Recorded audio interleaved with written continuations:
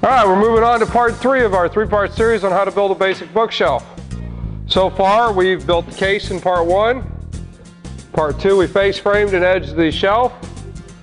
And then now in the 3rd part, we're going to take care of the solid top and some base trim. I went ahead and pre-milled some material. It's important that when you table saw the base trim, that it's all table saw at the same time to get a uniform transition from one corner to the next. Finally, we're going to planer it all so it's all the same thickness also. The last little bit is to add this decorative roundover using the router. The other thing I've got ready for you is the solid top. I've got a whole separate video on how to do this, but a quick overview is I took 2 7-inch boards, rough cut them about 3 or 4 inches longer than what I needed, jointed one edge, table sawed them to about 7 inches wide, and then glued them up and let them set overnight. Once that was dry, we scraped off the excess glue, sent it through the planer to get a nice smooth transition, and now we're a little bit oversized when it comes over here to the bookshelf. So we want to add about a 3/4 overhang on both sides. So it's 24-inch wide, so we're going to make this 25.5 long. We're a 3/4 on the front, we're 12 inches deep, so that'll make it 12 3/4. So 12 3/4 by 25.5.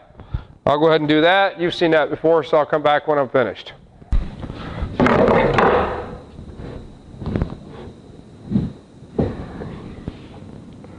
Looks good, just a little bit of overhang on each side. Now what I want to do is put the matching roundover on the 2 sides in the front. Remember to do the end grain first, so any chip out is taken off when you do the long grain. Now when it comes to the base trim, there's a couple things you want to think about. We're going to, instead of squaring an end, we're going to miter the end. So I'm going to set my saw to 45 degrees. Now this is going to be my left side, so I want to make sure the angle goes towards the board. Always cut away from yourself. And you notice the board's vertical on edge with the front facing me. So that way any chip out happens on the back.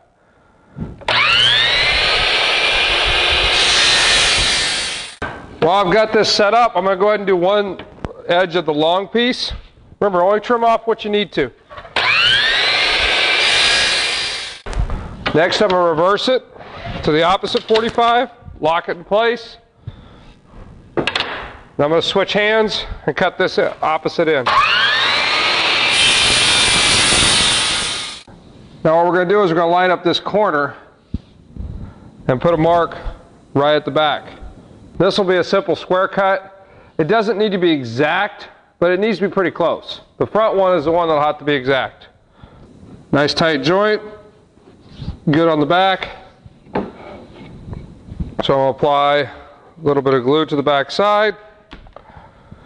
Get everything lined up. Just a couple nails to hold it tight. That's one side. All right, now that we have this side attached, I'm going to make sure everything stays as tight as I can keep it and put a mark at the corner. When I mark this, I like to put 2 marks, one straight and one at an angle.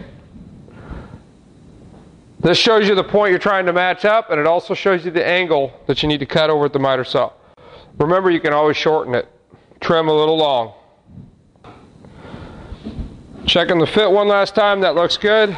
Now remember, we have an open bottom here, so you don't want to glue too low, kind of in a U-shape configuration.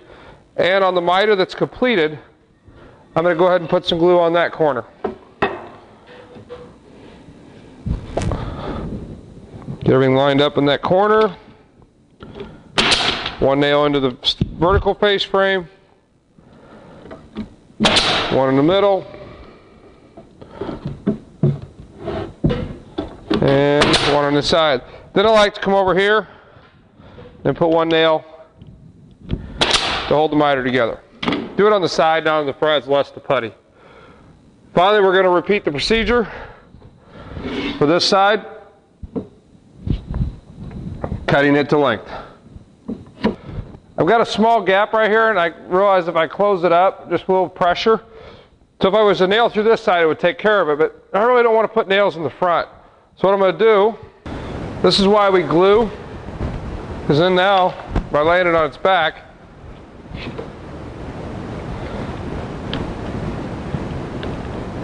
I can pull it together with the clamp and still nail from the side. And that should hold it tight. Starts to separate, we'll leave the glue on or clamp on there for a little bit, but generally it stays pretty tight. Well, folks, we're just about there. When it comes to attaching the top, no glue. No nail gun. The reason for that is plywood is a pretty well stable material and it will not expand and contract. Your solid top will. Then you'll have the problem of it being glued and to where it can't move and it'll end up cracking. Believe me, don't ask me how I know. I was a young woodworker once too. So what we're going to do is we're going to go back to a relative of the pocket screw technology. We're at least going to borrow their screw. And we're going to drill 4 holes in the top. And placement, not really anything in particular. Now I'm going to wobble sideways, because it's going to expand and contract with the width, not with the length.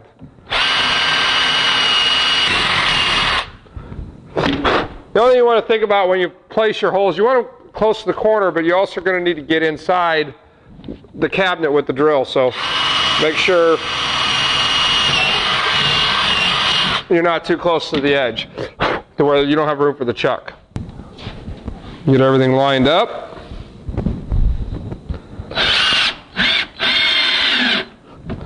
And fasten the top. What you have to watch out for with these being self-tapping screws is you don't drive all the way through. A little bit of final sanding, puttying up some of the nail holes on the trim and any small gaps you might have at the corners. Then we'll take this off to the finish room. Once you've final sanded and checked for any imperfections, give it a stain of your choice and a protective polyurethane or lacquer coat. After applying a coat of stain and a couple coats of spray on lacquer, we're about ready to wrap this project up. It's a simple and attractive bookshelf to build, but yet it's the foundation for most cabinet and furniture construction. Hey, it's Turner again. Thanks for watching. Bye.